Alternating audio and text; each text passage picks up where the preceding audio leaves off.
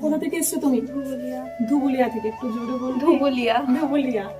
আর কেমন লাগলো এখানে এসে বলো? খুব ভালো, মানে কি বলবো, মুখে প্রকাশ করা যাবে না, এত ভালো একটা অন্যরকম জিনিস, অনেক কিছু দেখতে পেলাম।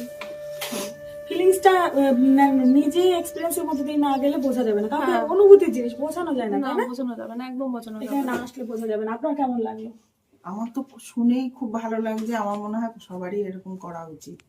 এটা খুব দরকার, এই মাইন্ড থেরাপিটা ফ্রেশ করার খুব জন্য দরকার। এটা প্রত্যেকের দরকার। বিশেষ করে এখন আমাদের এই বয়সে, এই এজটায় একদম সিদ্ধান্ত নিতে একদম হ্যাঁ, সক্ষম হবে, এই এজটায় খুবই দরকার। খুব দরকার। আর ব্যাপারটা হচ্ছে সেই সকাল থেকে এখনো পর্যন্ত থেরাপিটা চললো, আমরা সামান্য একটু তুলে ধরি সকলের সামনে, তাই ভাববে না যে ওইটুকুনি, পুরোটা দেওয়া সম্ভব না, কারণ অনেক কিছু ব্যাপার আছে এখানে। সকাল থেকে রাত অব্দি যে সবাই একসাথে আছি, আজকে ব্যাচ ভীষণই ভালো, প্রতিদিনই ভালো থাকে। আজকে এরা খুব আনন্দ, মানে কেউ যে মানে অপরিচিত মনে হলো না, মনে হলো সবাই সবার চেনা। হ্যাঁ, খুব হাসি ঠাট্টা হলো, বেশ ভালো লাগলো আজকে দিনটা, তাই তো? সামনে ভালো করে এগিয়ে চলো। হ্যাঁ, হ্যাঁ, একদম। শ্রী গুরু জয়। উনি আমার গুরু বোনও বটে, শ্রী গুরু জয়।